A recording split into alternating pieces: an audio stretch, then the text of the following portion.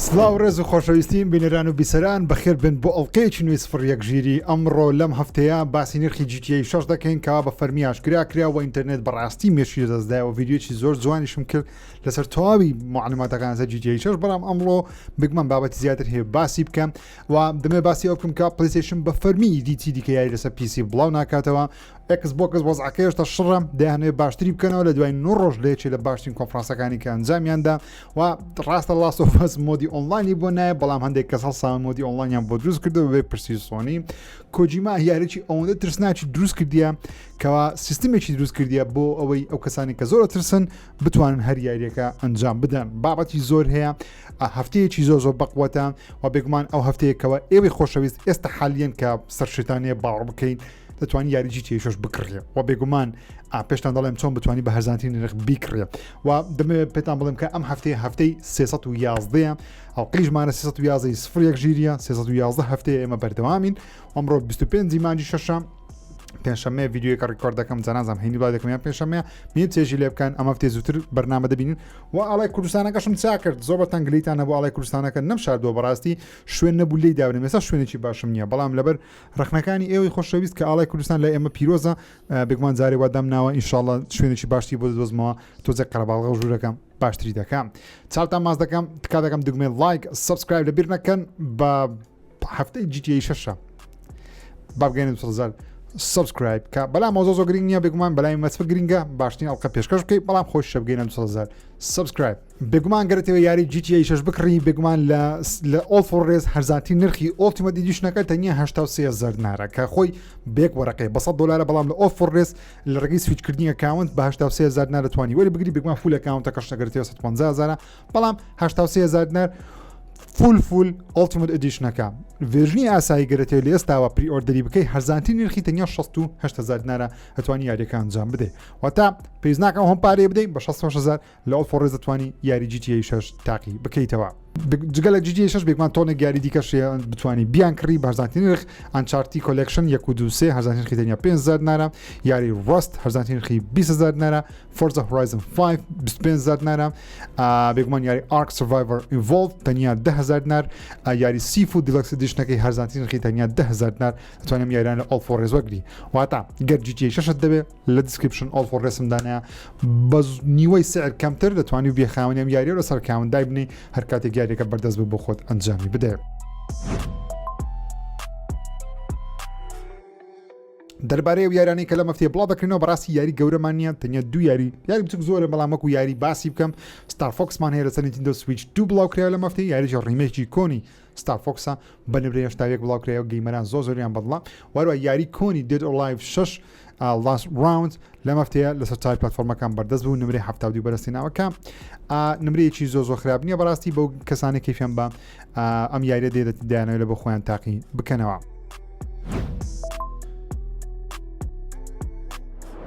بینە سەر هەواڵ یاریەکان و بێگومان گەورەترین هەواڵمان بە فەرمی پری ئۆردەری یاری GTA 6 دەستی پێکرد و لە کوردستانی جێستە حالیان بەردەستە بۆ کەسانی دەیانەوێت دەتوانن دوو ڤێژنی یاریەکە بژێرن ڤێژنیشیان $100 ئۆلتیمەت ئیدیشنە کە لە ڤیدیۆیەکی تایبەت زیاتر باسم کرد چی تێدا چیدا هێستاش بە کورتی باسییان دەکەم ڤێژنیشی ستانداردمان هەیە کە پری ئۆردەری بکەی لە ئێستاوە هەندێک شتی زیاتر دەداتێ بەڵام نرخی فەرمی GTA 6 $80 بەڵام بێگومان زۆربەی خەڵک $100 دەکڕن کە ئۆلتیمەت ئیدیشنەکەیە جا ئەوەی سەرنجا کێشە ڕۆکساریانی یەکەم کۆمپانیا نەبی ڤێژنی $100 تەنیا و تەنیا ئەنی ئۆلتیمەت ئیدیشنەکە شتی ڕاستەقینە ناڕاتێت تەنیا لە ناو یاریەکەی هەندێک مەرحەلە و تەرتیبا شتات یەکەم جارە ببینم کۆمپانیا چوە گەورە کارێکی وا بکە کە بەهۆی پارەوە نەتوانی هەندێک شت ئەنجام بدەبی لە پارە بدەیت جا بۆ کەسانی کە ئێستا $80 دەکەن دواتر بێگومان دەتوانن $20 زیاتر بدەن ئەمەسە ئۆلتیمەت ئیدیشنەکە وەکو پاکێک بگڕن بەڵام ئەگەر حەز دەکەی بێگومان دەتوانی ئەنجام بدەیت جا ئەگە پری ئۆردەری بکەیت پاکێک وەردەگری بناوی ڤینتیج ڤایستی پاک کە بێگومان چەند ئۆتۆمبیلێک دەخۆ دەگرێت گەراجێک دەخۆ دەگرێت لەگەڵ هەندێک جلو بەرگ و ستایلی قژ و لە بۆ جێ سنووسیا و هەندێک چەک و تەقەمەنی بە تایبەتیش لە بۆ یاری GTA Vice City کۆن لەسەر ستایلی تۆمی ڤرسێتی جلوبەرجی تۆمی ڤرسێتی دروستکراوە کە زۆر جوانە ئەگەر ئۆڵتیمێت ئەدیشنەکە بکڕی بێگومان چەند شتێکی وەردەگری کە تەنیا جەماعەتی ئۆڵتیمێت هەیەە بەڵام بێگومان تەسیل لە چیرۆکی یاریەکە ناکە چیرۆکی یاریەکە هەر بەردەستە بەڵام ئەمانە شتی زیادکراون جەماعەتی ئۆڵتیمێت ئاسانتر یەکسەر ڕاستەوخۆوەری دەگری بەپێی تێپەڕبوونی چاپتەرەکان لە چاپترێک شتێک لەوانت بۆ دەکرێتەوە نمونە باسم کرد لە ڤیدیۆیەکی بە دوور درێژەگر حەز دەکەی جیانی ڕابگری بەڵام بە کورتی ئۆتۆمبیلێکی 95 گڕۆتیە شوتس و سکواڵایە ئۆتۆمبیلێکی دیکەیە کە بەناوی ڤاپی دۆمینەیتەر بەگیە لەگەڵ چەندین چەک و ئەسنی حی جیاواز تاتووی جیاواز وەردەگری کە پێم وای لەبیرم کە لە ڤیدیۆیەکە باسکە بەڵام بە دیمەمشانمدا تاتوو وەردەگری لە شوێنێکە شوێنە تایبەتە ئەین تاتۆ هەیە لە یاریەکەی بەڵام ئەو شوێنە تاتوێ تایبەتە لە بۆ جەماعەتی ئۆڵتیمەیتە وەروە ساڵۆنێک تایبەت لە بۆ جەماعەتی ئۆڵتیمەیت دەکرێتەوە کە جلوبەرگ و ئانی شێوە و ستایلی قژیان زیاتر دەگۆڕێ ئەمەش ڕێکمانایەوە دەدەکە لە ناو یاریەکە قژ درێژ دەبی وەکو ڕەد ڕدەمشن دوو بێتە پێش چاوتان بەڵام ئەوەی کە گەیمەرانی تۆزێک پڕاستی بێزار کرد یاخود تۆزێک ئیزعاجی کردن ئەوەژە بوو کاگەر بە فیزیکی یاریەکە بکڕیت تەنیا کۆدێک لە ناو بۆکسەکەیە دیسکی تێدانیاوەتە سیدەکە تێدانیا ناتوانانی بگومان بە دیسک بیکڕێن بەڵام ڕۆکسار بەشەیەکی فەرمی دەڵێت تەنیا لە ڕڵانچ واتە لە سەرەتای بڵاوبوونەوەی بەم شێوازیە بێگومان بە شێوێکی نافەرمی یاخود نیمچە فەرمی ئەو قسەی هەیە کە بێگومان لەوانێت تا سەری ساڵ بە شێوێکی فیزیکال دووبارە چاپی بکەم هۆکارەکەش بێگومان ڕۆکسار نایەوەی یاریەکە لیک بکرێت لە بیرمانەکە لە 2010 من خۆم یەک لەو کەسانی هەفتەیەک زووتر یاری ڕێدەردەمشن دوم لە بازار وەرگرت هەفتەیەک پێشوە بڵاو بکرێتەوە و یاریەکەشم نیوەی کردبوو کە تازە خەڵک دەیکرد لە ڕێگەی ئۆنلاین ڕۆکسار نایەوەی یاریەکە دزەی پێ بکرێم دیمەنەکان لە یوتیوب بڵاو بکرێتەوە دەوێت هەموو دنیا لێک کاتدا یاریەکە بکەن کە ئەمەش بێگومان ڕێزێ گیراوە بەڵام گێمەران دایانەوە بە دیسک بێگومان یاریەکە بکەن بۆیە کاتێک کە تۆ دیسک چاپ دەکەیت بە ترێلە دەگوازێتەوە شوێنێک لەو شوێنە دەسێت دوکانەکان بێگومان دزەی پێ دەگرێت بە خەڵکیی زۆر بێگومان زووتر یاریەکە دەکات لەوەی کە لە وادەی خۆی بڵاو بکرێتەوە بێگومان خەڵکیش مرۆڤیش دەبەنگە و جێلە و ئیزعاجە و کرە بەشەرە بەعام ناڵێم هەمووی بەڵام بەعام ڤیددیو یاریەکە تاوی لە سوۆشال میدیا و لە تۆڕە کۆمەڵاتەکان بڵاو دەکەنەوە باسی یوتیوب ناکەم لەبرێت گەیم پڵێ لە یوتیوب هەردەبینی بەڵام لە سوۆشال میدیا دیمەنی زۆر گرنگ بڵاو دەکەنەوە بۆ ئەوەی گەیمەران لێیان سپۆیل بێ پێ ناچێت کە ترێلەری سێتاوەکو ئێستا کە من سەعات هەفتی ئێوارەیە ڕکۆرد دەکەم ترێلەر سێ ببینین لەوانەشە ڕاستە خۆ بچینە سەر بابەتی دیکە لەوە نمونە مەسەرەن گەیم پڵەی ببین نوێشتانە بینین بەڵام نزیکەی 5 مانگێک ماوە ئەکید من لەوەی شتی زیاتری لێ دەبینین بێ مەسەڵەواڵەکی دیکە کە زیاتر بە درێژە باسی بکەم ئەویش دیسک ڤێرژنی یاری GTA 6 کە لە چەندین شوێن باس کراوە و بەپێی وێبسایتێکی پۆڵەندی بی کە لە مەفتێ ڕایگەیان یاخو لەم 1-2 ساعتی ڕابرد ڕایگەیان کە دەڵێ لە مانجی 12 لەوانێ ڤێرژنی دیسکی یاریەکە بەردەست بێ بۆ گەیمەرانی پلەیستەیشن 5 و ئێکسبۆکس سیریەس کە لەوانەیە مەسەلەن بۆ کەسانی کە حەز دەکەن مەسەلە لەوانێت دوو جار یاریەکە بکڕنەوە لەوانەشە مەبەستی ڕۆکستاریش یەک لە مەبەستەکانیەوە بی ئۆکێ و کەسانی حەزیان دەتوان دوو جار یاریەکە بکڕن چونکە هەموو یاریەکان ڕۆکستار لەبییر ما یاری ڕێدەردەمشن دوو بە دوو دیسک بڵاو کرایەوە باکیت بن لەوەی GTA 6 بە دوو دیسک بڵاو دەکرێتەوە لەبەروی ئەگەر یەک دیسک بیتن و بەشێک لە یاریەکەی تێدابی دواتر داوای داڵۆندی بکەن what's the point of the disk هیوادارم ئەم قسەیان ڕاست بێ و لە مانجی 12 بۆ کەسانی حەزیان لێ وەکو کۆلێکشن هەڵی بگرن من وەکو خۆم بە دیجیتالی دیکڕم لەبەرێ PS5 پرۆم هەیە ڕسە PS5 پرۆش شوێن دیسکم نییە دەبێت بیکڕم نەمکڕیوە بە دیسک یاریەکان ناکەم ڕاستی کە زام غەڵەتە بە دیسک باشترە لەبەر دواتوان بیان فرۆشیە بەڵام GTA نایفرۆشی لەسا کاونتەکەت هەر هەبێ بێمە سەر خەبەرێکی دیکە ڕۆکستار زمانێکی زۆر تایبەتی بەکار هێناوە لە ڕکلامکردنی یاری GTA 6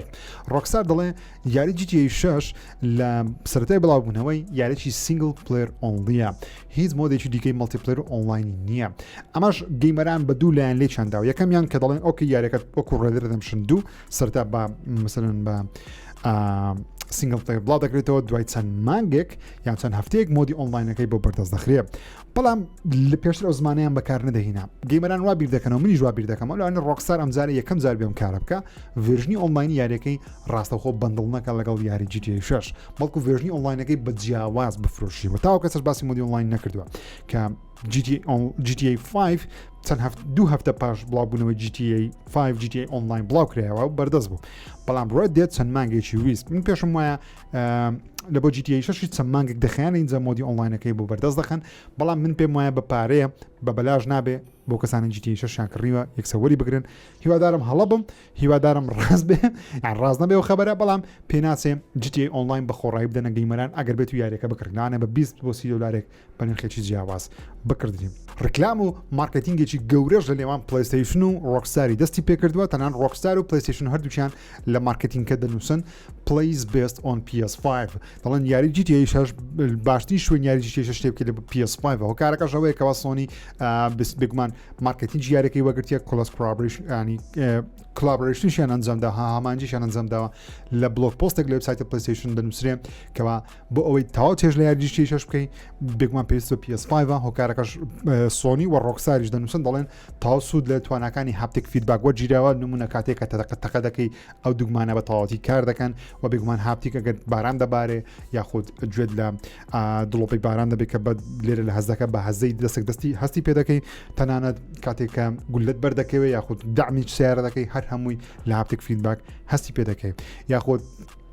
سۆنی و ڕۆکستار دەڵێن 3D ئۆدیۆ بە تەواوەتی سوودی لێوەرگیراوە لەسەر PS5 لە بۆ یاری GTA 6 تەنانەت بە شێوازێکە پێشەوەی دەنجی پۆلیس بێ یان پێشەوەی پۆلیس ببینی بە سایرنسەکان تەواو هەستیان پێ دەکەین بەهۆی ئەو 3D ئۆدیۆی کە پلەیستەیشن و مەسەلەن سۆنی دروستی کردووە و ڕۆکستار سوودی لە توانەکانی بینیوە و هەردووچیان سۆنی ڕۆکستاریش دەڵێن SSDەکەی PS5 بە شێوەیەک خێرایەت و هەست بە لۆدینگ سکرین ناکەی ڕاستەخۆ لە چتە ناو یاریەکان کە ئەمە زۆر پێویستە لەبەرەوەی دەبینین کە یاری GTA 5 بەڕاستی هێشتا لۆدێکی زۆری هەیە کاتێک یاریەکە دەکرێتە PS5 بە ڤێژنی PS5 ڤێژنی PS5 یاری ڕۆدێتمان نییە تەنیا ڤێژنی PS4مان هەیە بۆیە تاوەکو ئێستا ناتوانین بڵێن چەند خێراترە لە PS4 بەڵام هێشتا زۆر خێرانیە لە بەری ڤێژنی PS5 نییە تەنانەت مەسەلەن هێشتا شتێکی دیکەش ماوە سۆنی ڕکلامێکی PS5 لە بۆ GTA 6 بڵاو کردەوە شێوەی کۆنسۆلی دیسکەکەی بڵاو کردەوە لەسەری دانابوو بەڵام ئەو ڕکلامەیان بە تەواوەتی دیلێت کرد لە هەموو سۆشەڵ میدیا ڕکلامێکی دیکەیان داناوە کە دیسکەکەیان لاداوە تەنیا PS5 بێکی دیجیتاڵیان داناوە ئەمەش بە بەستی ئەوەیە کە یاری GTA 6 بێکمان شوێنی دیسکی نییە سۆنی دەڵێ ئەگەر دەبێت GTA 5 بکڕی بکەی GTA 6 بکەی ئافۆنەک 5 تۆزشێت تا ناوی GTA 6 ڕادێ پێویست بە PS5 بێکی دیجیتاڵە نەک دیسکەکە بگوان دیسکەکەش ناتوان بیکە بەڵام بەستی سۆنی ئەوەیە کە تۆ بتوانانی ئەمە بکڕێت تاوەکو ئێستا سۆنی ڕۆکستار دەڵێن یاریەکە لە بۆ PS5 پرۆ بێگومان ئەپدیت کراوەتەوە یاخود ڤێژنی PS5 پرۆی هەیە بەڵام بەزەبەت وردەکارەکەی نازانی کە لە بۆ PS5 پرۆ چەندە هێز سوود لە هێز توانەکان بەجنا بەڵام بێگومان دەزانین کەوا لەوانە گرافیک و فریم ڕیت یاخود تۆزێک ڤیژوەڵ باشتر بێت لەسەر PS5 پرۆ لەبەرەوەی PS5 Pro بگومان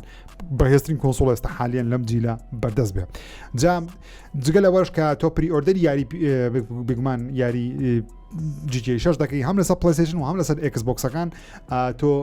مانگێک GTA Plus بەخۆڕایی وەردەگری بەڵام ئاگداری یەکشت بن GTA Plusەکە ڕاستەخۆ ئۆن دەبێ مانگانەیە لە دوای مانگ کە وەرگرت یەکسەر کانسڵی بکە بۆی مانجی داهاتوو ڕاستەخۆ پارەت لێنەبە ئاگداری و بابەتێ بن ئۆتۆ ڕینیوە ئەم بەزمەتان ئاگدار بن PS5 Pro بگومان لەوانەیە جارێ ئاشانەکری لەوانە بەربەری کۆتایی بڵاوبوونەوە یاریەکە ئاشکرا بکرێ بەس هیوادارم سۆنی و ڕۆکستاریش کارێکی وا بکەن کە بڕاستی گیمەران کە $900 بە PS5 Pro دەدەن زۆر سوود لە توانەکانی PS5 Pro وەرگرتبێ بە تایبەتی 6 فریم ئەگەر هەبێ زۆر باش دەبێت بێمەسە خەبەرێکی کە هەر PS5 و بگومان GTA 6 سۆنی ئەگەر ئەمڕۆ پلەیستەیشن 5 بەکەت هەڵکرد بێ و بچوویە تابی وەلکەم دەبینی کەوا ڕاستە خۆش تەواوی شاشەکەتی داگیر دەکا لۆگۆی GTA 6 دێ وە تەواوی پیجەکەش لە وەلکەم هەب یاخود لە ستۆرەکە لە هەر کامیان لەوانە ببینی بە تەواوەتی دەبێتە مارکتینگ GTA 6 کە سۆنی بۆ یاری تایبەتی خۆی بۆ گارڤ کاری وای نەکردووە لە بۆ GTA 6 دەیکە تەنانەت لۆگۆی ئەپی پلەیستەیشن لەم ئەمڕۆ بینیم کەوا لۆگۆیەکەی گۆڕدراوە کراوەتە ستایلی GTA 6 و ڤایستی واتە سۆنی ئەو ڕێکلااو مارکتینگی لە بۆ GTA 6 دەیکە بگومان لە بۆ یاریی وەکو یاری خۆی نەیکردووە لە بۆ گارڤار نەیکردووە لە بۆ لاسەڤەسی نەیکردووە بەم شێوازە سۆنی دەیەوێ گەیمەران لە مشتی گەیمەران بچەسپێنێک کە ئەگەر دەوێت GTA 6 بکڕی پێویستە PS5 بکڕی بگومان ئەسەر ئێکسبۆکسیش زۆربەی ماسفاتانی کە باس دەکەین بەردەستن بە تایبەتی SSD ئەوانە بەڵام مارکتینگی وەرگرتووە سۆنی لەگەڵ ڕۆکستاری بێگومان زۆرتەن ڕکلامی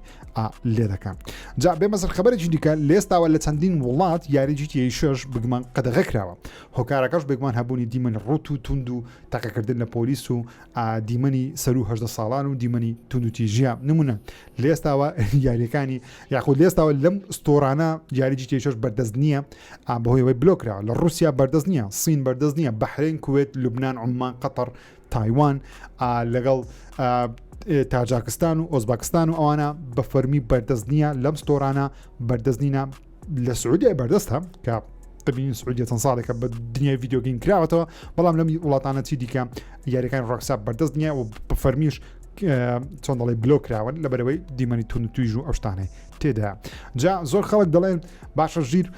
فەرقێکی وان نابین لە نێوان یاری GTA 5 و GTA 6 وەکو گرافیک و شت دەنگۆ نازان باس دەکەن جا لەم هەفتەی ڤیدیۆیەکە بینە سوشەل میدیا دەمێ ئاماژەی پێ بکەم خۆتان ببینن بڕیار بدەن کە گرافیک لە نێوان GTA 5 و GTA 6 چەندە گۆڕدراوە مەسەڵەن کاراکتەرەکان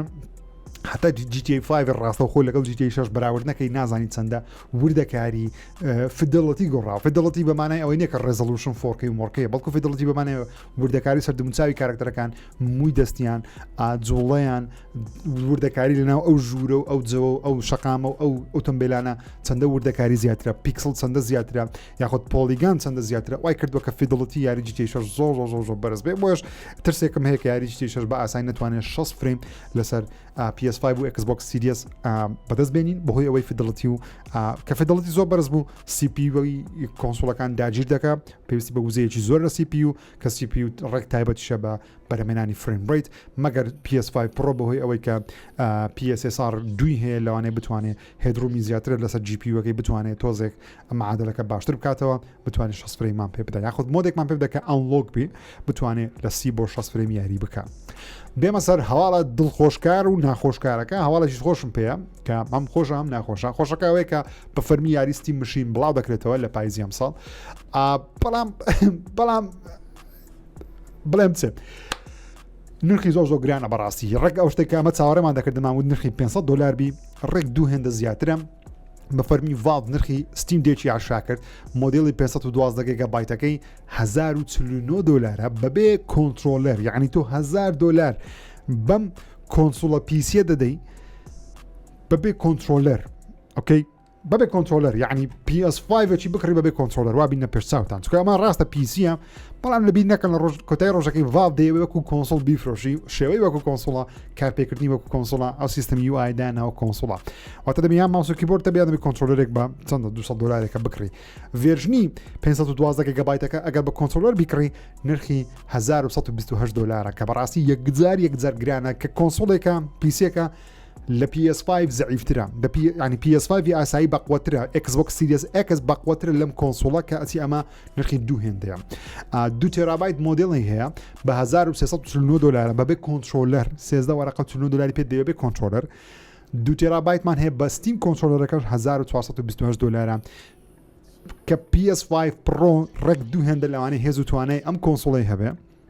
هەر 2 تێرابایتیشە PS5 ڕۆستە حالیان بە 9 وەرەقەیە ئەمە بە 14 وەرەقەیە بە 13 وەرەقەی بەبێ کۆنترۆلەر بە 14 وەرەقەی بە کۆنترۆلەرەوە یەکجار سەر شتانەیە و بێگومان ئەگەر ڤێژنی 2 تێرابایتەکە بکڕی دوو وڵنەتە دەدەنێت کە قەپاقی پێشەوەیە ڕێدێکە لەگەڵ سۆڵید وڵنەتەکە ئۆکەی ئارتەنە ڤالڤ کۆمپانیای ڤالڤ کە خاوەنی ستیمن بە فەرمی ڕانگەیان کە دەڵێن نرخەکان زۆر زیاترە لەوەی کە ئێمە خۆمان دەمانویست هۆکارەکەش بێگومان چەند جارێت کە باسکەمەوە بەردەست نەبوودی کۆمپۆنەتی ڕام و SSD و تەرتیباتە بەگشتی AI fucked up the world of مثلا تەکنۆلۆژیان ڤیدیۆ گەیم ئۆکەی زۆر تێکیان داوە بەرچەندە زۆربەی خەڵکیش دەڵێن ئۆکەی باشە دەبێت نرخی سەرەکی چەند بە پێی راپۆرتێکی IGMB پێدەچووکەوە نرخی سەرەکی لە نێوان $700 بۆ $750 بە کە پێم وایە تۆزێک گرانترە بەڵام باشە بوو نرخێک بوو کە ڤالڤ لەوانەیە بیتوانی بە مەسەن ژماری زۆری فرۆشی بەڵام من باوەڕ ناکەم بە $1000 تۆ کۆنسۆڵێکی PC هایبرد بفرۆشی کە PS5 و ئێکسبۆکس سیریس X لی بەقوەترن کۆنترۆلەریشی لەگەڵا وای تەنیا لە بەرەوەی ستیمە من باوەڕ ناکەم ئەو PC ستیمە هەرچەندە زۆر کەیفم بە ڤالڤ ستیمی دێ بەڵام باوەڕ ناکەم زۆر زەرکەوتوو بێت بێمە سەر خەبەرێکی دیکە لە ئێستاوە شیکەرەوانی دنیای ڤیدیۆگەیم و تەکنۆلۆژیا پێشبینی دەکەن کەەوە بەهۆی ئەوەی ڤالڤ کە یەکێکە لە کۆمپانیانەی کە زۆر ڕێزێ گیراوە ناو دنیای ڤیدیۆگەیم نرخی کۆنسۆڵە پیسیەکەی خۆی ستیممەشینی لە سەری 1000 دلار دەڵێن ئەگەرێکی زۆر هەیە کە نرخی PS6 و ئێکسبۆکس پرۆجێکت هیلکس کە لە ساڵی داهاتوو دەنگۆ هەیە بڵاو بکرێنەوە نرخیان 4 ڕقەمی بێواتە سەر و 1000 دلار بکە 1000 شێتانەیە من باوەڕ ناکەم سۆنی لە ساڵی داهاتوون کۆنسۆلێکی 1000 دلاری بڵاو بکاتەوە لەوانەیە 600 دلاری بڵاو بکاتەوە بەڵام من ناستا عقلم سۆنی 1000 دلار کۆنسۆلی 1000 دلاری بڵاو بکاتەوە ئەگەر بێت و نرخی ڕام و SSDش بەو شێوازە گران بێ لەبەرەی PS5 Pro خۆی نرخی 900 دلارە یعنی تۆ ئەگەر کۆنسۆلێک بڵاو بکەیت لە PS5 Pro بەقوتر بێکمان دەبینی نرخی بەرزتر بێ بەڵام من باوەڕ ناکەم سۆنی کارێکی لەم شێوازە بکەم و هۆکارەکەش ئەوەیە مەسەن ئاشە شەڕمەمە بینی لافتەکانی ڕابردوو باسی کرد کە نرخی پارچەکانی کۆمپیوتەر و پارچەکانی ئێکسبۆکس بەدەست ناکەوێت کە بەرزکەوی نرخیان زۆر گرانە بۆش لە ئێستاوە دەبێت ئەجستی نرخ و شت بکەن لەوانەیە ساڵی داهاتوو تۆزێک نرخەکان هێشتا گرانتر بکرێن بەڵام باوەڕ ناکەم سەر و 1000 کۆنسۆلی سەر و 1000 دلاری ببینین وەکو خۆم لەوانەیە هەڵەبم و هیواداریشم بێگومان هەڵەبم هەخۆشەویستان لەم هەفتەیە کاپکۆم یاخود ئەم شەو پێم مابی سی خولەکێک شۆکێسێکی بچوکی هەیە پێدەوترێت کاپکۆم سپۆتلایت کە بە فەرمی ڕاگەیاندووە کە باسی یاری مۆنستر هانتەر ستۆری 3 دەکەن بەناوی تویستر ریفلەکشن چەندە ئەم یاریە بڵاو کراوەوە بەڵام DLC نوێی لە بۆ ئاشا دەکەن و باسی یاریە نوێیەکەی ئۆنی موشا دەکەن وێڤ دە سۆرت کە لە دوای 20 ساڵ لە بڵاوبوونەوەی بێ یاریەکە بێگومان یاریەکە بەشێکی نوێ لە بۆ دێ وەروە باسی یاری DLC یاری Dragon's Dogma 2 دەکەن بە ناوی Dark Horizon و ئەگەریشی هەیە تریدەرێکی نوێ Resident Evil ڤۆرانکا ببینین یا خۆشتێکی بچوک لەسەر Megaman Duel of Ride ببینین ئەگەری هەیە و ئەگەری نییە بزانین دەبینیم چاڕوانین بێمە سەر هەواڵێکی کۆمپانیای سێگام بە فەرمی لە بۆ یاری سۆنیک ڕیسینگ دیڵسێکی نوێ بڵاو دەکەنەوە کە فریە بە خۆڕاییە ئێستا بەردەستە بە ناوی CrossWorlds کە کارکتەرەکانی کریزی تاکسی تێدایە کارکتەرەکانی کلاسیکی یاریەکانی پێشووی سۆنیکی تێدایە تەنانەت TMT تێدایە کە نینجا تۆرتڵەکانە ئەوانەش هەموو لە بۆ یاری سۆنیک ڕیسینگ زیاد دەکرێن هەرچەندە TMTنی بڕیارە لە 29 هەفت بڵاو بکرێت بەڵام ئەوانی دیکە بێگومان بەردەست دەبێت ئەمەوە کوڕکلامێکە بۆ یاریەکانی کریزی تاکسی ئەوانە میم شتێکی سەرنجاو کێشە بێمە سەر خەبەرێک کە لەوانەیە زۆربەتان بەدڵتان نەبێ بەڵام شینجی مکامی ئەو کەسێک کە کاری دەرهێنانی لە بۆ یاریەکانی Resident Evil کردووە کاتی خۆی یاخود پێی دەوترێت دروستکاری یاری Resident Evil لەم هەفتەیە شینجی مکامی قسەیەکی کرد دەڵێ ئەگەر تۆ دڵخۆش بی بەوەی کە تەنیا سەیری یاریەک دەکەی لە ڕێگەی یوتیوب یاخود تویچ یاخود ستریم یاریەکە بە ڤیدیۆ سەیری دەکەی پێم وایە کە ئەو یاریە زۆر بەقوت نییە هۆکارەکەشی ئەوەی بەوەی دەگەڕێت دەڵێ ئەگەر یاریەک ئەوەندە بەقوت بێ کە گەیمەران تەنیا لە ڕێگەی ڤیدیۆ چێژی لێ بکەن کاتە یاریەکە زۆر بەقوت نییە بەڵکو یاری بەقوت دەبێ وا لە گەیمەرام کە خۆی یاریەکە بکە نەک تەنیا سەیری بکە کە بگومان من زۆربەتان دەزانم لە یوتیوب من خۆشم وامە زۆر یاری هەیە من نایکەم یاخود حەزم بۆ ستایڵە یاریە نییە بەڵام بە ڤیدیۆ سەیری دەکەم گەیمپڵی یەکێک سەیر دەکەم کە یاریەکە دەکات بەتایبەتی یاری ترسناکەم دەمناسم کە یاری ترسناک زۆر لە بۆ من ناوی لەبەرەوەی نەخۆشی دڵم هەیە لاوانێن جەڵتە لێمدا بمرم ناشمە بمرم یاری ترسناک زۆر کەم دەکەم بەڵام سەیر ڤیدیۆیەکان دەکەم کاتێک لە گەیمپڵی سەیر دەکەم زارزارە سەیریان دەکەم کە چێژی لێ دەکەم بەتابەتی یاری کۆنە کلاسیکەکان کاتی خۆی چەند جارێکم کردووە ئێستا لە نیگای کەسێکی نوێ سەیری دەکەم زیاد خۆشە بەڵام لێرە شینجی میکامیەوە مەبەستی زیاتر لەو یاریانەیە مەسەڵ وەکو Resident Evil نوێ کە تۆ یاریەکە بۆچی خۆت نایکەی بۆ سەیری کەسێک دەکەی کە یاریەکە دەکات دەڵێت یاریەکە زۆر بەقوت نیە سەرنجیۆران شاک خۆت یاریەکە بکە من زۆر لەگەڵ قسەیە نیم بەڵام تۆ دەڵێتی بۆتونتان چیان لە کۆمنت بینوسن ئایا سەیرکردنی یاری باشترە یان خۆت یاریەکە بکەین ئەو کارەکە ئایا بەقوتی یاریەکەیە یان ئەوەیە کە یاریەکان نرخیان گرانە یاخود کات نییە خۆمان یاریەکان ئەنجام بدەین و یاری Star Wars Galactic Racer چەند یوتیوبەرێک لەم هەفتەی دەستیان پێگەیشت کە بەڕاستی یاریەکە زۆر قەشەنگ و جوانە لەلایەن جەماعەتی فیوز گەیمز بێگومان یاریەکە دروست کراوە کە پێشتر یاریەکانی بەرناوتیان دروست کردێواتە ئەوانە کەسێکن کە لە یاری چێبەرچەیە دەزانن بەدەی بێگومان چێبەرچەی پۆد ڕیسرە لە جیانی Star Wars نەک یاریەکی مەسەن ئۆتۆمبیلبی بەڵام زۆر قەشەنگ دیارە زۆر خۆش دیارەوە بڕێرش یاریەکە لە 6 ئۆکتۆبەر لەسەر تای پلەتفۆرمەکان بەردەست بی گا ئەو شتێک کە زۆر سوپرایزی کردم بەڕاستی ستایلێکیان هەیە پێدەوتێت ڕۆک لایت ستایل کە تۆ مەرحەلە دەیان بڕی و گەر بمری دێتەوە بیدایەت کە پێشترش لەو زۆرە ستایلەمان هەبووە لە بۆ چەند یاری دیکە و سپیدەرەکان یاخود لان سپیدەرەکان بایکەکان سپیدەر بایکەکان یاخود سکریم سپیدەرەکان ئەمانە هەمویان بە وردەکاری زۆر جوان دروستکران و گرافیکش بێگومان زۆر جوانە و بە فەرمی ڕاگەنرەکە یاریەکە بە 60 FPS لەسەر پلەیستەیشن بەردەست دەبێت بە تایبەتی لەسەر PS5 Pro گرافیک 4K دەبێت کە زۆر جوانە قەشەنگ دیارە جوان دیارە هیوادارم یاریەک بێ سەرکەوتوو بێ و لە مانجی دەش بڵاو دەکرێتەوە من یەکم لەو کەسانەی کە ئەم یاریە بۆ منە ڕۆژێکم دەکەم ئینشاءالله بێمە سەر خبرێک کە لەلایەن نتفلکس بە فەرمی لە مەفتەیە بڵاو کراوە ڕایانگەیانەوە کە یاریی نوێ لە ڕسی مانجی 6 بڵاو دەکەنەوە یاریەکە کە بە هاوکاری لەگەڵ ستودیۆی نایت سکول دروستیان کردووە یارێکی ترسناکە بەڵام یاریەکە خۆت نایکەی یان خۆی ستریمە واتە داوڵۆن ناکرێت دەتوانێت لەسەر مۆبایلش بیکەی لە تەلەڤیزۆنی ماڵەوەش بیکەی یاریەکە لە ڕێگەی QR کۆدێک لەسەر نتفلکس دەتوانێت ڕاستە خۆ یاریەکان جان بدەیت بەڵام دەبێت ئەکاونتی نتفلکس دەبێت واتە پارەدانی مانگاناتە بێنج دەتوانی بیکەی بەڵام یاریەکە ئۆنلاینی نییە تەنیا وەکو سەری فیلمێک دەکەی بە ئۆنلاین بەم شێوازە یاریەکە دەکەی کە پێویست بە کۆنترۆلەریش نییە تەنیا لە ڕێگەی سی خولەکی کە یاریەکە تەنیا لە ڕێگەی دەستەوە تەچەوە دەچیتە ژوورە و هەندێک شوێن هەیە دەیانکەی دەیانبڕی بەڵام یاریەکە ستۆری مۆدە بگومان بەڵام یاریش ترسناکە زۆری لەسەر نازانم دەوترێت لە ستایل یاریەکانی ڕزنی بەڵام ئەوەندە دەزانم کە هەندێک شخصەتی بەناوبانیش تێدایە لە ڕووی دەنگەوە ترۆی بەیکەری تێدایە زۆی کراڤسی تێدایە ADC-گی تێدایە کە لە سترێنجەر تینگسیە ئەمەندی دەزانم و هیواداریشم سەرکەوتوو بەڕاستی بەڵام باوەڕ ناکەم نتفلکس لە دنیا ڤیدیۆ گەیم سەرکەوتوو بێت بێمە سەر یاری فاینەل فانتەسی کە لەوانەیە باوەڕ ناکەم بەڵام هاوڕێیان لەم هەفتەی دەستم بە یاری فاینەل فانتەسی 7 ریمیک کردووە ئێستا حالیان لە چاپتەری 14 یان 15 هەژدە چاپتەرە خۆی واتە سێ چاپتەرمێ تەواوی کەم کە زۆر بەتڵە بەڕاستی کلااود و جەماعەتەکەی تیفا لەگەڵ ئاریفی زۆر خۆشەویستن کارکتر خۆشەویستن هۆکارەکەشەوەیە کە من فاینەل فانتەسی تاوەکوستە لەگەڵی تێکەڵ نەبووم هەفتەکە بەڵام لەم هەفتەی دەستم پێ کرد و ئینشاءالله فاینەل فانتەسی ریبرتەکەش کە ڤێژنی بەشی دووەمی ئەو یاریە داشکان بۆ کراوە 20 دلارێکە ئەوی دەکڕم بۆ خۆم ئامادە دەکەم بۆ ڕڤەلیشن بۆ ساڵی داهاتوو هەتا ئێستا من جەماعەتی فاینەل فانتەسی 7 زۆرم بەدڵە بەڕاستی چیرۆکەی زۆر خۆشە تۆزێک پەزڵەکانی تۆزێک قەرپەم یاریەکە درێژ دەکەنەوە درێژکردنەوەی پێدیا بەڵام خۆشە میهم بێمە سەر خەبەری فاینەل فانتەسی 7 Revelation دەرهێنەری یاریەکە دەڵێ یاری داهاتوومان جگە لە Revelation چی دیکە یاریی ریمیک نابێ بەڵکو هەوڵ دەدەن یاریی گراند نیو RPG دروست بکەن واتە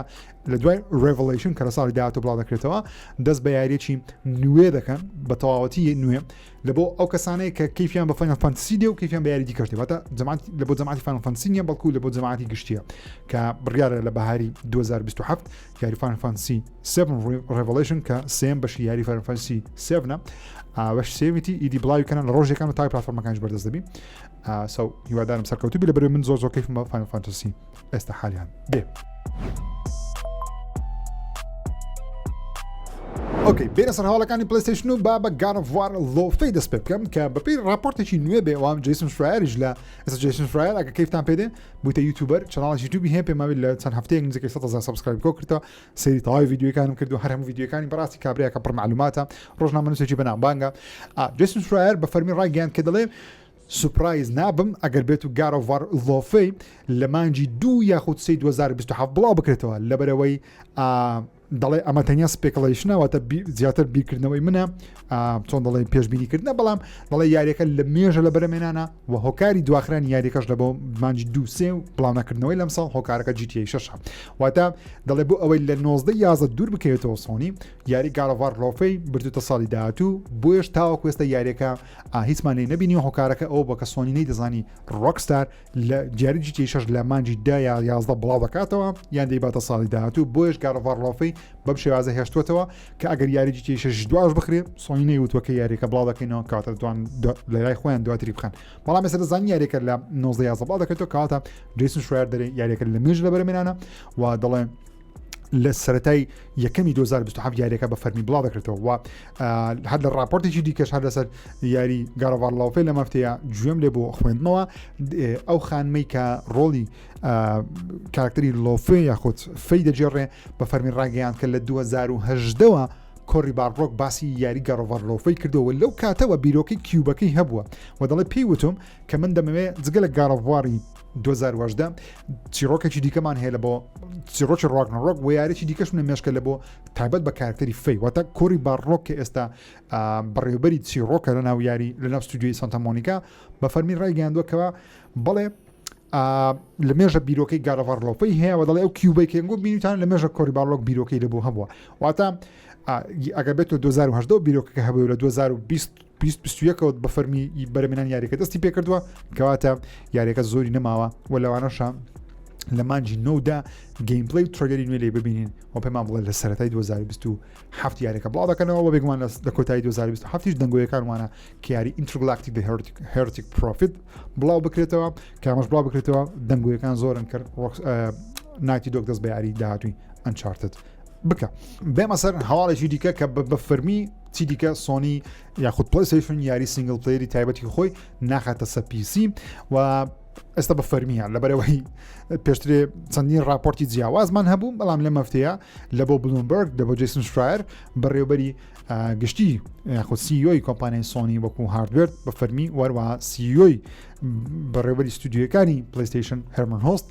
بە جیسن شرایریان ڕاگەیاندووە کە بڵێ ئێمە یاری چی دیکە یاری تایبەتی سینگل پلەیری خۆمان ناقینە سە پیسی و تایبەت دەکەین بە PS5 یاخود بە پلەیستەیشن هۆکارەکەش بێکمان دەزانین کە هۆکارەکە ئەوەیە سۆنی دەیەوێ وشەی پرۆفیتەبڵ نهێڵێ ناوێت چی دیکە زیاتر بیل لە قازانجی فرۆشی یاریەکان بکاتەوە لەسەر پیسی تەنیا دەیەوێ وا لە گەیمەرام کە گەر دەتەوێت ئەم یاریانە بکەیت تۆ PS5 بکڕین ڕێک پێچوانی بیکردنەوەی ئێکسبۆکس لەمای چەند ساڵی ڕابردوو بەڵام ئێستا خەریکە ئێکسبۆکسیش بێکمان ئێکسکلوسیڤ زیاد دەکاتەوە واتە سۆنی دیکە یاری تایبەتی خۆی ناخاتە سە پیسی بەڵام ئەوە قسەی ئێستایانە بێگومان لە داهاتوو ئەگەری هەیە بیرۆکەیان بریتۆزیان بگۆڕدرێن بینیمانە پێشتر گۆڕیانە سەو زین چڕ دەدا بێمە سەر ئەو مۆدەی کە لە بۆ یاری لاسەڤەسی دوو دروستکراوە فانمەیدە چەندین مۆدەر ئەم مۆدەیان دروست کردووە کە لەسەر پیسی ئەو کەسانی لاسەڤەس دویان هەیە دەتوانن مۆدی مڵتیپلەیەر بکەن یاریەکەیان مۆد کردووە ئەوە سێڤەریشان دروست کردووە بۆ کەسانی یاریەکەیان هەیە بە شێوەیەکی فەرمی دەتوانن بستە ناو سێڤەرانە و بڕیاریشە بە فەرمی لە مانجی چ پێ دەڵێن لە مانجی داهاتوو بە فەرمی لە بۆ هەمووان بەردەست بێ بەڵام جەماعەتەوە ساوان مۆدێکیان دروست کردووە ڕێک وەکو مەسەلەن مۆدی ئەو مۆدی کە لە لاسەڤەسی یەک کە مۆدی ئۆنلاینەکەی لە بۆ بەردەستخرا تقریبان لەوی نزیکە بەڵام ناگاتە ئەو لاسەڤەس ئۆنلاینی کە نایت تۆ خۆی کاری لەسەر دەکرد لەبەر ئیوان زۆر زەبەلەحتر بوو فیچەرێک بوو کە نزیکە 7 ساڵ نایتی دۆ کاری لەسەر کرد بەڵام بێگومان خۆیان لە ناویان برد و کارەکەژەوە بوو بێگومان وتیان نامانەوێ تای ستودیۆکە خۆمان بە یاریی ئۆنلاین مەشغوڵ بکەین بەس بۆ کەسانی پیسیان هەیە و عزیان لە مۆدی مڵتیپلەیری لاسەڤەس دووە لە مەفتەیە دەتوان تاقی بکەنەوە بێمە سەر یاری کۆڵ ئۆف دیوتی بلاک ئۆپس 1 و 2 کە بەڕاستی هەواڵەکەم دڵخۆشکار نییە لەبەرەوەی شتێکی زۆر قۆڕیان کردوان بەپێی راپۆرتێک بێ لە پوشتسکوێر بڵاوکراوەتەوە بەپێی دزەپێکردنەکان بێ کە بڕیاری یاریەکە بگومان لە مانجی حەفە فەرمی بڵاوکردەوە بەڵام پێی دزەپێکردنەکان بێ یاریەکە لەبەرەوەی پۆرتە دیڵسەکان لە خۆ ناگرێت بۆ نرخی یاریەکەش $40 بۆ هەر یاریەک واتەکار دو یاری بکڕین لەوانەیە بە $50 بدەنێ بەڵام خۆی لەوانەیە بە $80 بێسە و نازانم و ئەگەر بتێت دیڵسەکانش بکەیت دەبێت $10 زیاتر بدەیت $40 لە بۆ یاریەکی پلەیستەیشن 3 بەبێ ئەوەی تۆ ئەپدەیتی گرافیک بکەی بەبێ ئەوەی ئەپدەیتی ڤیژوەڵ بکەی فریم ڕیت بکەی هیچ شتێک بکەی هیوادارم بە 6 فریم کار بکە چکاو دو یاریە ینی ئەگەر بێت و ئەو دوو یاریە تەمەنیا 15 ساڵە هەردووچیان بێکەوە بکڕی $80 دەوەستێ واگەر بێت و هەموو دیڵسەکانش بکڕی لەوانەیە $140 لەسەر گەیمەران بوەستێ وای ڕاستە کامپینی و زۆمبی و مڵتیپلەیرەوانێت تێدا بەڵام یەکجارێک دەزۆر ئێستا من ئامادەمە $30 بەوەی هەردوو یاری بدەم بەڵام من ئامادە نیمە $40 ینی چەند دەڵێن $6 یاخود $80 بە دوو یاری بدەم $30 بەسە $40 یەکجار زۆرە بەڕاستی بێمە سەرهاڵێکی دیکە لەوانەیە ئەنگۆشە و کێشەیەتان هەبی سۆنی لە خەریکە و کێشەی چاسە دەکات ئەویش یاری شەڤڵوێرە ئەو یاریانەیە کە یاریەکن یاریەکە خۆی دەدەقێ بە $1 دەیکڕی بەس ئەوەی ترۆفێکی پلاتنمت دادێ پێیان دوتری یاری شەڤڵوێر کە بەڕاستی کە لە چتێنا بەشی لیتست گیمسەکان زۆربەی کات پڕە لە یاری بێ معنای AI جەنەڕیت و سلۆپ و یاری بێ معنا و قۆڕ زۆرجار لە دوو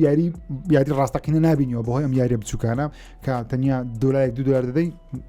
شتێکی زۆر قۆڕ بێمانانە تەنیا لە بۆ ئەوەیە کە تۆ ترۆفی پلاتنمەکان زیاتر بکەیت بەڵام لە مەفتەیە سۆنی ئەفتەکان ڕابرد و باسم کرد کەنجکی 1000 شتێک یاریان سڕیوەتەوە لە مەفتەیە سۆنی بە فەرمیڕاگەن کە 900 یاری دیکەیان سڕیوەتەوە لە پلەیستەیشن ستۆر جا هەمووشیان لەلایەن یەک ستودیۆ دروست دەکرێن ئەم 900 یاریان یعنی حساب خۆت کە یەک ستودیۆ 900 یاری دروست کردووە ستودیۆیەکی زەبەلاحی پلەیستەیشنیش 7 ساڵی دەوێت تاواکو یەک یاری دروست کرد بەم شێوازەم یاریانە گەندەنە و قۆڕن تەنیا لە بۆ بەردانەوەی پارەی لە گەیمەرە ستودیۆکە بنەوەی ئافڵ گەیمسە کە لە بەرازیلە بە فەرمیڕانگەن کە سۆنی پێڕاگەیاندون کە یاریەکانیان بەهۆی پابەت نەبوونی بە گایدلاینەکانی سۆنی هەرەمیان سراوەتەوە نزیکەی 900 یاریەک سراوەتەوە. بێمە سەر ئەپدێتی یاری دوم دەداکەی جوست کە بڕگارە لە مانجی هەفت ئەپدێتێکی نوێ لە بۆ بێت کە DLC یاریەکەیان پێدەوترێت Revelations. جا لەگەڵ DLC یاریەکە ڤێژنی PS5 Pro یاریەکەش بە خۆڕایی بەردەست دەبێت بۆ کەسانی کە دەیانەوێت باشترین گرافیکی یاریەکە لەسەر پلەیستەیشن تاقیکەنەوە بێگومان لەسەر PS5 Pro دەتوان تاقیکەنەوە کە ئەمەش یاریێکی ئێکسبۆکس.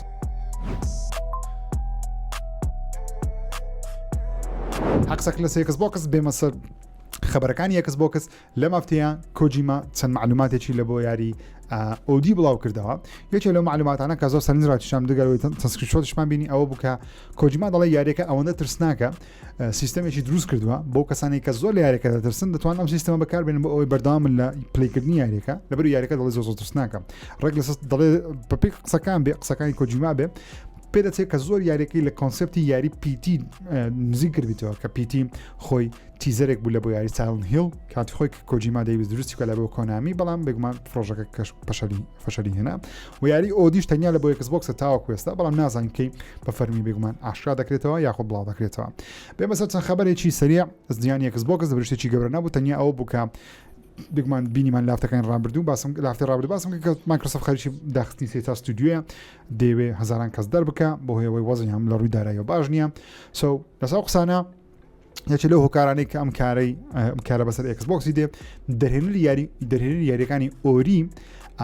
بەلەم هەفتەیە بە فەرمی ڕاگەیان دەڵێ هۆکارەکە گیمپاسە گیمپاس وای کردووە کە ئەو یارانەی کە لەسەر گیمپاس بڵاو دەکرێنەوە ببنە سلۆپ بەتە یاری بێمانە یاخود یاریە کە زۆر سەرکەوتنە بێ یاخود یاری بێ لە کۆڵخۆ بکرێنەوە یاری فڵچە ئەم بە کوردی پێ دەڵێن یاری فڵچە ئەم یاری فڵچانە دەڵێ هۆکارەکە گیمپاسە کە وای کردووە ستودیۆکان نەتوان یاری پریمیەم دروست بکەن. بێگومان جەماعەتی ئۆری خۆیان کڕیەوە لە ئێکسبۆکس جیابوونەوە ئێستا حالیان مون ستودیۆیی تایبەتن پەیوەندیان بە ئێکسبۆکسەوە نەماوە.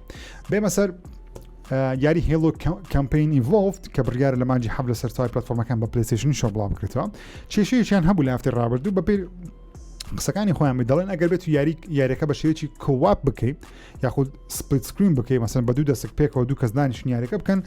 پێشتر دایانوت دەبێت پلەیستەیشن پلەسیان هەبێ هەردوو کەس واتە هەردوو دەستکەکە دوو ئەکاونت دەبێت داخل بن هەردوو چیان کۆنێکتی پلەیستەیشن ستۆر بن و کۆنێکتی ئەکاونتی مایکرۆسۆفتیش بن و پلەیستەیشن پلەسشیان هەبی ئەمە کێشەیەکی گەورەی دوست کە دایانوت باشە سپلیت سکرین ئەو هەڵا بەزمای بۆچیە لەم هەفتەی ڕاستیان کردەوە وتیان نەخێر پێویست بە پلەیستەیشن پلەس نابێت لە بۆ ئەنجامدانی یاریەکە بە شێوەی سپلیت سکرین بەڵام پێویست بە دوو ئەکاونتی پلەیستەیشن دەبێت و پێویستە هەردوو ئەکاونت کۆنێکتی مایکرۆسۆفت ئەکاونت کرابن کە بەڕاستی ئەمەش شتێکی زۆر بێمانایە بەڕاستی کە زۆر قۆڕە. بێمە سەر یاری ستیت ئۆف دیکەی 3 لە هەفتەی 72 خولەک گەیمپڵەی بڵاو کرایەوە کە دەتوانین لە ئۆنلاین سەیری بکەیت کە گەیمپڵەیەکان ڕۆنە خاون واتە دەستکاری نەکراون لە بیدای تاخیر توانی هەرهەمووی سیر بکەیت کە بەڕاستی زۆر جوانترە. ئێرلی گەیمز سکافنجیژی پیشان دەدا واتە کۆکردنەوەی شتوبەک بیس مانجمنتی پیشان دەدا لەگەڵ پلەیگ نیست ئەسۆڵسی پیشان دەدا واتە ئەو شوێنانەی کە ڤایرۆسەکەی دەبڵاو دەکرێتەوە دەتوانی هێرشام کێسێ سەری گەیمپڵەی ڤیکڵ و ئۆتۆمبیلەکان دەبینین وەروە کۆمباتمان بینی کە زۆر گەورەتر و تونتر و باقوەترە لە چاو ستیت ئۆف دیکەی 2 جگە لەوەش یاریەکە بەشەی ئێڕی ئالفا بڵاو دەکرێتەوە تاوەکو گەیمەران ئەنجام بدەن بەڵام بە فەرمی یاریەکە لە 2027 لەسەر ئێکسبۆکس و PC و پلەیستەیشن 5 بە فەرمی بڵاو دەکرێتەوە.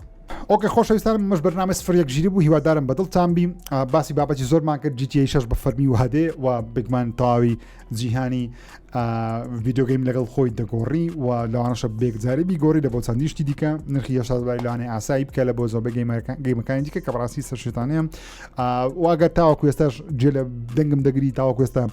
ماویتەوە سپاس دەکەم دوگمێن لایک و سابسکرایب لەبیر نەکەن و هیوادارم ئێوەی خۆشەویستیش ببینم لە هەفتەی داهاتوو و من یەک کۆپی لە یاری GTA 6 دەکەمە گیڤەوەی کاتێک یاریەکە بڵاو دەکرێتەوە شێوازی بەشداریکردنی زۆر ئاسانە تەنیا سابسکرایبی چەناڵی ژیر دەکەی وڵای چەند ڤیدیۆیە بکە ناو دەچێتە ناو تیری پشک و بە فەرمی ڕای دەگەنم کە چێ دەبێتە خاوەنی GTA 6 بە خۆڕایی بگمان سابسکرایبی چەناڵ بکەم لایکی ڤیدیۆ بکە لەبیر مەکە دەبێتە خاوەنی یەک لە ژیرەکان دەبنە خاوەنی یاری GTA 6 ئەمەش بەکو سپاسیی منە لە بۆ ئێوەی خۆشەویست کە هەفتانە سەیری بەرنامەی سفر یەک ژیری دەکەن هیوادارم بەرنامەتان بەدڵ بی تا هەفتەیەکی دیکە بەخوای گەورتان سپێرم خودتان لەگەڵ.